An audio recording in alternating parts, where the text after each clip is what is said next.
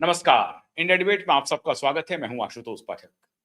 मित्रों, केरल में बात बन नहीं रही है।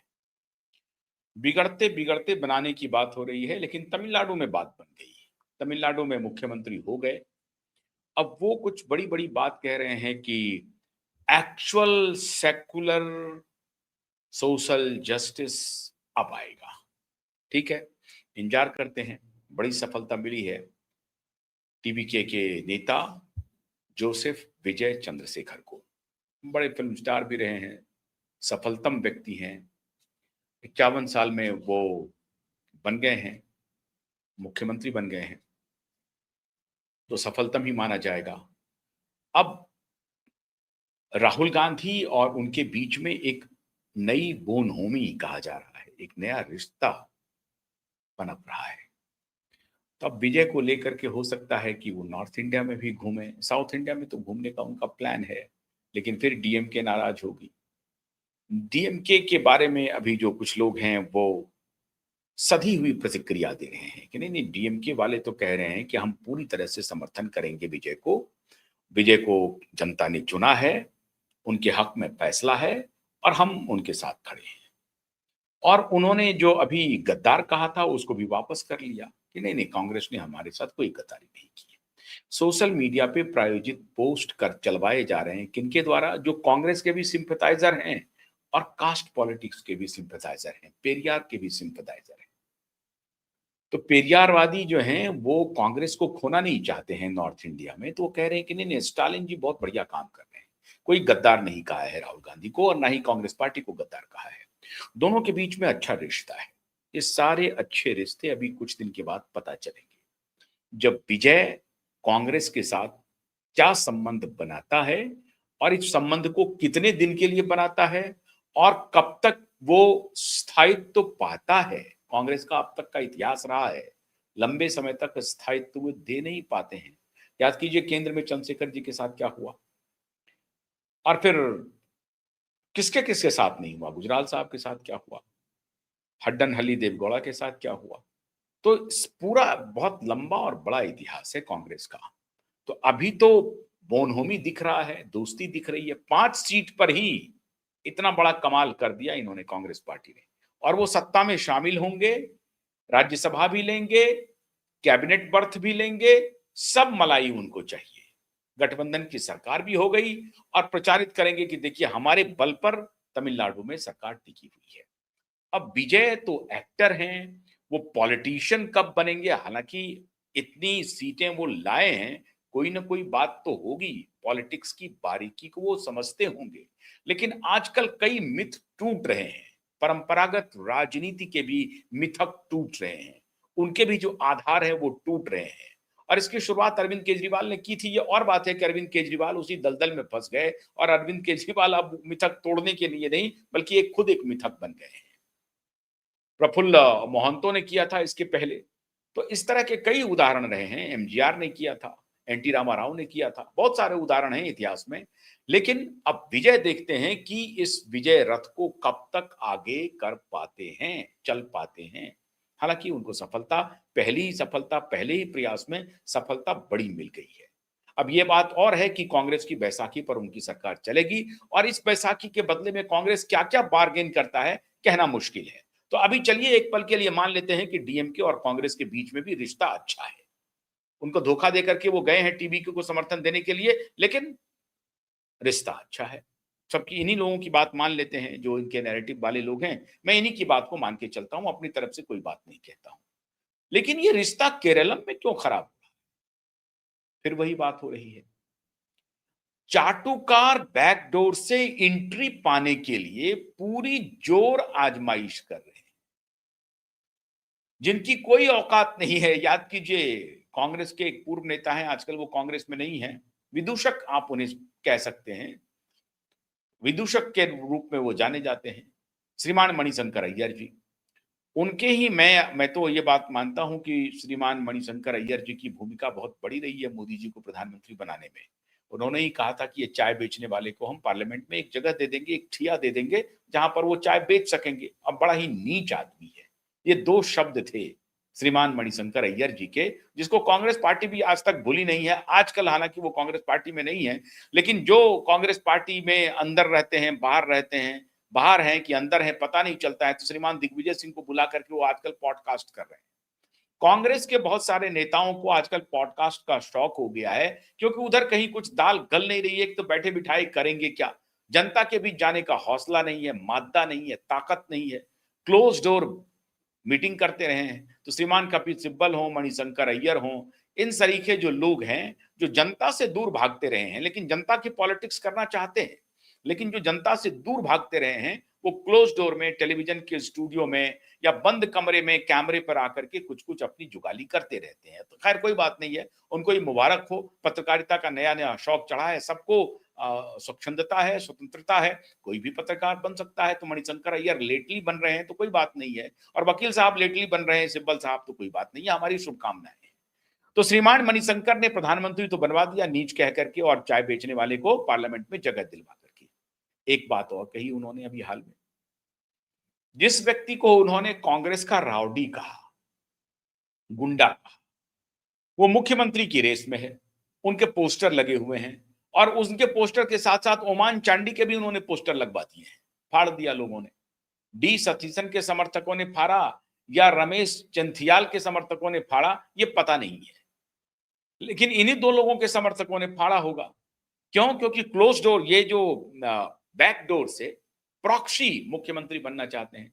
श्रीमान केसी वेणुगोपाल की मैं बात कर रहा हूं, इन्हें ही राउडी कहा था। अब मुझे नहीं मालूम है, मणिशंकर अय्यर जिनके जिनके बारे में गलत राय रखते हैं, उनकी तकदीर कहीं चमक तो नहीं जाती है। मोदी जी के बारे में कहा नीच है, तो मोदी जी प्रधानमंत्री बन गए। कहा कि चाय बेचने के लिए जगह दे देंगे, वो प्रधानमंत्री बन गए। अब कहीं इनके बारे में जो उन्होंने कहा कि राउडी है, गुंडा है, केसी वेणुगोपाल राहुल गांधी का, तो कहीं इनकी तकदीर तो नहीं चमक जाएगी। अब मैं इसलिए दो दो को चार करने की कोशिश कर रहा हूं, क्योंकि ये मणिशंकर अय्यर के मुखारबिंद से निकला हुआ बयान है। उनका ही बयान था मोदी जी के बारे में, तो उनको ये मिली उपाधि। अब इनके बारे में रॉडी कह रहे हैं, गुंडा कह रहे हैं, तो क्या पता जनता इन्हें चुन ले। जनता नहीं चुनेगी, जनता बिल्कुल नहीं चुनने जा रही है। चुनने कौन जा रहे हैं? राहुल गांधी। लेकिन उनको चुनने नहीं देंगे। कौन? अब इसमें पड़ गए हैं रमेश चंथियाल और डी सतीशन जी। डी सतीशन एक ऐसे पॉपुलर नेता के रूप में इमर्ज किए हैं, एर्नाकुलम डिस्ट्रिक्ट से वो चुन करके आए हैं, और 5 बार के एमएलए हैं, लीडर ऑफ अपोजिशन अभी हैं। और उनको किनका किनका खाली इतना ही नहीं कि उन्होंने एलडीएफ के खिलाफ यूडीएफ को एक मजबूत धार दिया पिछले 5 सालों में, बल्कि यूडीएफ का, यूनाइटेड डेमोक्रेटिक फ्रंट जो है यूडीएफ, उनके जो सईद साहब हैं, उनका भी उनको समर्थन है। साबी साहब जो है, सईद हसाबी, उनका भी उनको समर्थन है। इसके अलावा ऑल ऑल इंडियन यूनियन मुस्लिम लीग, IUML, इंडियन यूनियन मुस्लिम लीग, उनके भी नेताओं का समर्थन है इनको। तो यूडीएफ के चेयरमैन का भी समर्थन है, IUML का भी समर्थन है। कांग्रेस पार्टी के लीडर ऑफ अपोजिशन रहे हैं, 5 बार के एमएलए रहे हैं। इनके लीडर ऑफ अपोजिशन के कार्यकाल में इन्होंने एलडीएफ को डिसलॉज करवाया, उनकी साख को कम किया, पार्टी को नई धार दी, पार्टी को नई ऊर्जा दी, पार्टी को नई पहचान दी, एलडीएफ के 10 साल के शासन को एक्सपोज करने में बड़ी भूमिका निभाई। लेकिन डी सतीशन बनेंगे कि नहीं बनेंगे कहना मुश्किल है। अगर तो वो ईमानदार होंगे, हालांकि कांग्रेस में ईमानदार नेताओं की खोज करना तो डिबिया लेकर के आप खोजेंगे, टॉर्च लेकर के, तब भी शायद आपको मिलेगा कि नहीं मिलेगा। लेकिन बाकियों से हो सकता है कि डी सतीशन की जो स्वीकार्यता है, जो लोगों में लोकप्रियता है, उसके आधार पर डी सतीशन का क्लेम सबसे आगे है। लेकिन जिसका क्लेम यहां सबसे आगे होता है, वो सबसे पीछे चला जाता है। अब रमेश साहब जो हैं, वो पिछले लीडर ऑफ अपोजिशन रहे, मतलब पिछले 5 साल के कार्यकाल में वो लीडर ऑफ अपोजिशन रहे कांग्रेस की तरफ से। उनका एक और, चंथियाल जी का एक और करामात है, वो इंडियन नेशनल कांग्रेस के यूथ विंग के प्रेसिडेंट भी रहे हैं। और राज्य के स्तर पर और राष्ट्रीय स्तर पर कांग्रेस के ऑर्गेनाइजेशनल सेटअप में काम कर चुके हैं। तो एक ऑर्गेनाइजेशन मैन की भूमिका में वो रहे हैं और उनको ही is known as a organizational man in Congress. Ramesh Chanthiyal साहब वो भी क्लेमेंट बने हुए हैं, वो कह रहे हैं कि मुझे भी बनाइए, मुख्यमंत्री की रेस में लाइए। लेकिन रमेश चंथियाल के पीछे कौन है कहना मुश्किल है। और तीसरे खिलाड़ी हैं मणिशंकर अय्यर जी के राउडी केसी वेणुगोपाल। अब केसी वेणुगोपाल को किसका समर्थन है? सर्वशक्तिमान राहुल गांधी का कांग्रेस पार्टी में। और दूसरे अभी वर्तमान में जो सर्वशक्तिमान है मल्लिकार्जुन खड़गे। दोनों के चहेते हैं केसी वेणुगोपाल। क्यों? क्योंकि केसी वेणुगोपाल ने मल्लिकार्जुन खड़गे को आगे बढ़ाने में भूमिका अदा की थी। क्योंकि वेणुगोपाल की एक ही बड़ा क्वालिफिकेशन है, वो गांधी परिवार के क्लोज है। गांधी भी नहीं, राहुल के क्लोज है। इसलिए मणिशंकर अय्यर कहते हैं कि अगर राहुल से किसी को मिलना है तो वो रास्ता केसी वेणुगोपाल के दरवाजे होकर जाता है। और केसी वेणुगोपाल एक राउडी व्यक्ति है, वो कांग्रेस को क्या लीड करवाएगा? तो केसी वेणुगोपाल के बारे में मणिशंकर अय्यर जी की राय है। कुछ दिन पहले उन्होंने पवन खेरा के बारे में बताया, बोला वो तो बिल्कुल ही बेकार इंसान है, वो बिल्कुल गंवार आदमी है और वो कांग्रेस का स्पोक्स पर्सन बना है। तो आप इसी से समझ लीजिए कि कांग्रेस पार्टी की क्या दुर्दशा है। मतलब उनके ज्ञान पर सीधा सीधा सवाल उठा दिया मणिशंकर अय्यर ने। कहा कि ये जो पवन खेड़ा है वो बेवकूफ आदमी है, वो कुछ नहीं जानता है, वो मूर्ख है, मूढ़ है। और वो कांग्रेस पार्टी का स्पोक्स पर्सन बना हुआ है। तो अब इसी से समझ लीजिए कि कांग्रेस पार्टी की दशा और दिशा क्या है, ये मणिशंकर अय्यर कह रहे हैं। हालांकि मणिशंकर अय्यर एक डिप्लोमेट होने के साथ साथ क्लोज डोर पॉलिटिक्स के जाने जाते हैं। मणिशंकर अय्यर की अपनी ही क्या औकात है, बस यही उनका रिज्यूमे है कि वो राजीव गांधी के मित्र हैं। मित्र क्या है, राजीव गांधी के जमाने में वो डिप्लोमेट थे और उन्होंने अपने साथ जोड़ लिया, उसके बाद से वो मित्रता हो गई उनकी। बस यही उनकी काबिलियत है कि राजीव गांधी उनको पहचानते थे, उनको अपने साथ बुला लिया और फिर परिवार से उनकी दोस्ती हो गई। बस वहां कांग्रेस पार्टी में परिवार की प्रदक्षिणा जो नेता करते हैं वो नेता बन जाते हैं। तो जो आरोप आज मणिशंकर अय्यर लगा रहे हैं राउडी केसी वेणुगोपाल पे और पवन खेड़ा पे, वही प्रदक्षिणा करके श्रीमान मणिशंकर अय्यर भी आगे बढ़े हैं। केरलम में एक चौथा नाम भी आ रहा है, लेकिन वो समझिए कि आई गई बात होगी, क्योंकि वो बेचारे मुख्यमंत्री बने नहीं बने, वो एवरग्रीन स्मार्ट आदमी है, चश्मा लगाते हैं, उतारते हैं, महिलाओं के बीच में पॉपुलर हैं, अतिशय पॉपुलर हैं। श्रीमान शशि थरूर जी हैं। अब शशि थरूर जी की मुलाकात हो गई खड़गे साहब से, बाजार गर्म हो गया साहब, पॉलिटिकल बाजार गर्म हो गया कि इधर जो बिल्लियों की लड़ाई है उसमें कहीं बंदर तो रोटी लेके नहीं भाग जाएगा। ऐसा शुरू हो गया कहानी।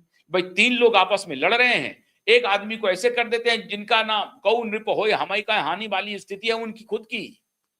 कोई बन जाए नहीं बने, वो एज यूजुअल पॉपुलर रहेंगे, क्योंकि काम उन्हें करना नहीं, पार्टियों में जाना है, कॉर्पोरेट लॉबिस्ट हैं, बस इधर घूमना उधर घूमना, नेतागिरी करना, विदेश जाना इधर घूमना, यही सब उनका काम है। बड़े बड़े महिला पत्रकारों के साथ बातचीत करना, पींगे पढ़ाना, यही सब उनका काम है।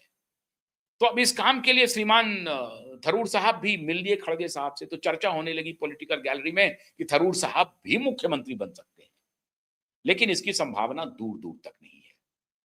मित्रों, केरलम में एक बात बहुत अवश्यंभावी होने जा रही है।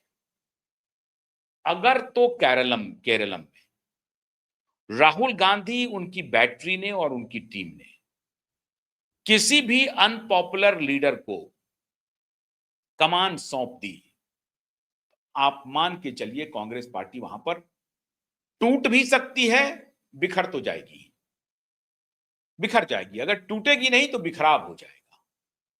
एक आदमी बायां चलेगा, दूसरा दायां चलेगा, एक पूरब चलेगा, एक पश्चिम चलेगा, एक उत्तर एक दक्षिण चलेगा।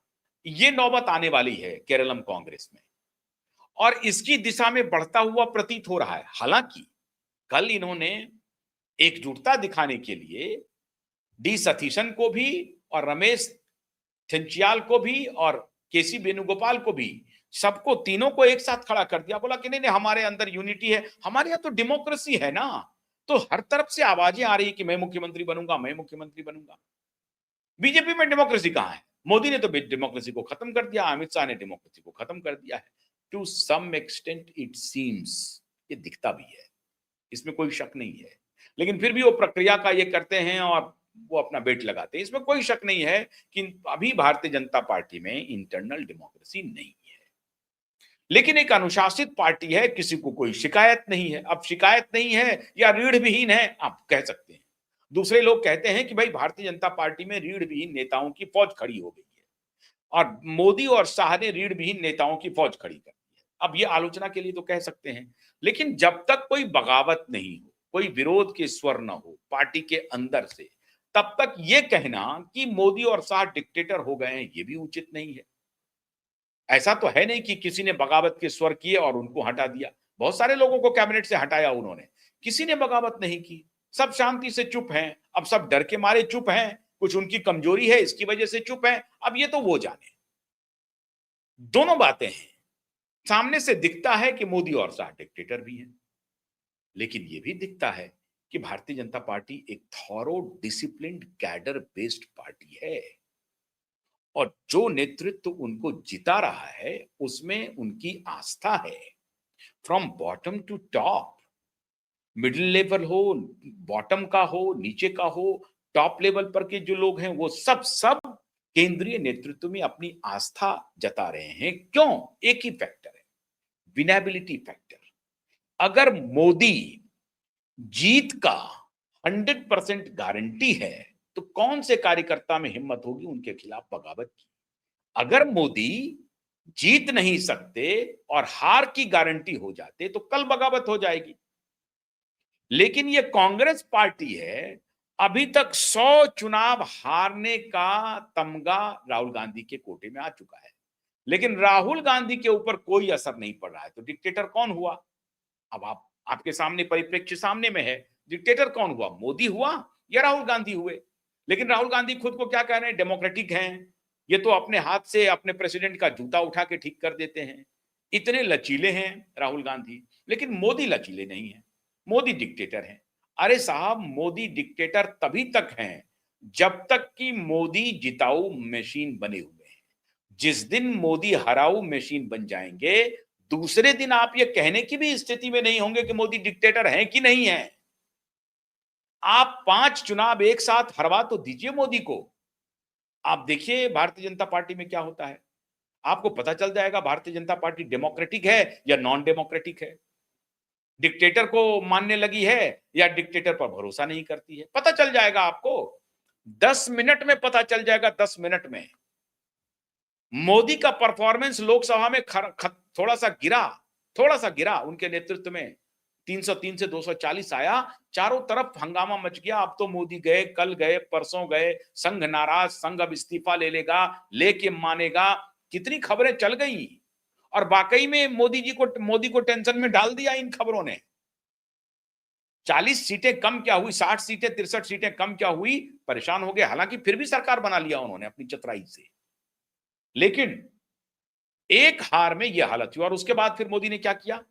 हरियाणा जीते, दिल्ली जीते, महाराष्ट्र जीते, पश्चिम बंगाल जीत लिया, आसाम जीत लिया, पुडुचेरी जीत लिया, कोई हारा ही नहीं। अब इसको कहते हैं सक्सेस रेट। अब आप कह देंगे कि मोदी क्या, कोई मोदी के खिलाफ बोल नहीं रहा है, स्पाइनलेस लीडर्स हैं, वर्कर्स हैं, कुछ नहीं है। अरे साहब, डिसिप्लिन पार्टी है वो। जब तक एक नेता परफॉर्म कर रहा है, पार्टी उनके साथ चट्टान के साथ खड़ी है। हाँ, ये बात जरूर है कि ऊपर की जो रणनीति है उससे नीचे के कार्यकर्ता उसको फॉलो करते हैं, रिजल्ट दे रहे हैं। जिस दिन केंद्रीय नेतृत्व की ये जिताऊ जो मशीन की छवि है, जिस दिन कम हुई, उनका परफॉर्मेंस गिरा, इलेक्टोरल परफॉर्मेंस, उस दिन आप मोदी को डिक्टेटर कहने की भी हालत में नहीं होंगे, फौरन से पेस्तर उनको संगठन हटा देगा। इस तरह से भारतीय जनता पार्टी बढ़ी है, लेकिन आप सीखने के लिए तैयार नहीं है। आप 100 चुनाव हार चुके हैं। मोदी है डिक्टेटर, अमित शाह है डिक्टेटर। खैर, उनको उनकी पार्टी पर छोड़ दीजिए, उनके वर्कर पर छोड़ दीजिए, उनका कोई स्पाइनलेस लीडर है उन पर छोड़ दीजिए, उनको उनकी गति पर छोड़ दीजिए। आप बताइए अब क्या होगा? डी सतीशन को आप मुख्यमंत्री बनाएंगे या रमेश जी को बनाएंगे या वेणुगोपाल जी को बनाएंगे? वेणुगोपाल जी आपके चहेते हैं, आपका सब कुछ करने वाले हैं, जो कहेंगे पानी भी ढो करके ला देंगे आपका। तो वेणुगोपाल जी को बनाएंगे कि डी सतीशन को बनाएंगे? आपके सामने अब यक्ष प्रश्न खड़ा हो गया है और बगावत हो रहा है, पोस्टर फाड़ हो रहा है वहां पर केरलम में। जहां कहीं भी केसी वेणुगोपाल का कोई पोस्टर आ जाता है राहुल गांधी के साथ, ओमान चांडी के साथ, फाड़म फूड़ चल रहा है, पूरा फाड़ दिया जा रहा है। अब आप बताइए ना, आप क्या करेंगे? पता नहीं चल रहा है। मित्रों, केरलम के मुख्यमंत्री का पद राहुल गांधी के फ्यूचर का प्रिडिक्शन कर देगा, ये मैं आपको आज बता रहा हूं। अगर इन्होंने केरला में अनपॉपुलर किसी भी नेता को या थोपे हुए पैरासूट नेता को, वो एमएलए तक नहीं है किसी वेणुगोपाल वहां से चुनाव भी नहीं लड़े हैं, उनको 6 महीने में चुनाव लड़ना पड़ेगा अगर मुख्यमंत्री बनते हैं तो। लेकिन किस बात पर कंसेंसस होगा मुझे नहीं लगता है। डी सतीशन ये मानेंगे, मुझे लगता नहीं। 61 साल के हैं डी सतीशन, 5 बार के एमएलए हैं और विपरीत परिस्थिति में भी पार्टी को यहां से यहां तक ले आए हैं। 2 टर्म की एलडीएफ की एंटी इनकम्बेंसी को उन्होंने इस तरह के स्वीपिंग जीत में बदलने में अपनी बड़ी भूमिका निभाई है। यूडीएफ के चेयरमैन उनके साथ हैं, दूसरे जो अलाय हैं यूनियन मुस्लिम लीग, वो उनके साथ खड़े हैं, वो उनके नाम की अनुशंसा कर रहे हैं, प्रशंसा भी कर रहे हैं, अनुशंसा भी कर रहे हैं, लीडरशिप की प्रशंसा और उनके नाम का अनुमोदन भी कर रहे हैं। लेकिन कांग्रेस पार्टी मानेगी कि नहीं मानेगी कहना मुश्किल है। साइकोफेंट को कुर्सी पर बिठाएगी, बिठाने का मन हो रहा है, लेकिन केरलम की जनता विद्रोह कर देगी, नेता विद्रोह कर देंगे, वर्कर विद्रोह कर देंगे। तो यहां से रिमोट कंट्रोल चलेगा कैसे? लेकिन चलाने की इच्छा हो रही है कि रिमोट से चलाएं हम केरला की सरकार। हालांकि डी सतीशन भी इनकी बात को मानेंगे, लेकिन ज्यादा मानेंगे कौन? तो केसी वेणुगोपाल मानेंगे। अब इसमें फिर होगी चर्च की एंट्री। चर्च जो कहेगा उसकी बात को मान लिया जाएगा। बाकी मुस्लिम लीग तो उनके साथ खड़ी ही है। अब एक बार चर्च का आदेश आ जाए कि वेणुगोपाल को बना दो, वेणुगोपाल को बना देंगे। अब भूल जाएंगे जनता वगैरह को, भूल जाएंगे कार्यकर्ता और डी सतीशन के कंट्रीब्यूशन को। मैं दावे के साथ कह रहा हूं, एक बार चर्च की एंट्री हो जाए तो मुस्लिम लीग है ही साथ में, चर्च एक बार आ जाए तो बस बात बन गई। मुस्लिम लीग को समझा दिया जाएगा साहब कि चर्च का आदेश है, केसी वेणुगोपाल को बनाना है। लेकिन एक बात मान के चलिए, अगर डी सतीशन हाशिए पर जाते हैं, हालांकि जो रमेश जी हैं वो 69 साल के हैं, डी सतीशन 61 साल के हैं, वेणुगोपाल 63 साल के हैं शायद। तो वेणुगोपाल रेस में अगर आगे निकले और उनको इन्होंने अगर बनाया, तो फिर केरलम में आप देखिएगा क्या होता है तमाशा, विद्रोह होगा। यही हाल इन्होंने कर्नाटक में किया, यही हाल ये छत्तीसगढ़ में कर रहे थे। हर जगह एक को खड़ा रख देते हैं। बघेल के सामने सिंहदेव को कर दिया, यहाँ शिबू कुमार को कर दिया, रमैया के सामने, सिद्धारमैया के सामने। तो ये हर जगह एक खिलाड़ी को खड़ा करके रखते हैं ताकि वो पजामा में रहे। और ये इनके जमाने से नहीं, ये दादी के जमाने से, इंदिरा गांधी के जमाने से। लोग कहते हैं मुस्कुरा करके, जो पुराने कांग्रेसी हैं वो कहते हैं कि इंदिरा गांधी क्षेत्रीय नेताओं के को पेड़ समझती थी और वो देखा करती थी कि ये कहीं जड़ तो नहीं लग गया, और अगर जड़ जमने लगता था तो मट्ठा दाग देती थी। कोई नेता इतना बड़ा नहीं हो जो गांधी परिवार को आने वाले दिनों में चुनौती दे। ये सब परम्यूटेशन कॉम्बिनेशन खंगाल रहे होंगे राहुल गांधी कि अगर डी सतीशन बड़े नेता हो गए, चमत्कारिक नेता हो गए, हमारी बात को ओबे नहीं करने लगे, जनता के नेता हो गए, तो मेरा क्या? इसलिए थोड़े दिन का हंगामा हंगामा होगा, बना देते हैं केसी वेणुगोपाल को। लेकिन अभी देखिए, वक्त बहुत बलवान होता है और इस बार डी सतीशन की तरफ से इनको चुनौती मिलने वाली है। लेकिन अगर ऐसा हुआ उन्होंने केसी वेणुगोपाल को बना दिया, तो समझ लिए राहुल गांधी का इकबाल सामने से तो लगेगा कि बहुत मजबूत है, लेकिन इकबाल बहुत जल्द खत्म हो जाएगा। बहुत बहुत शुक्रिया, नमस्कार।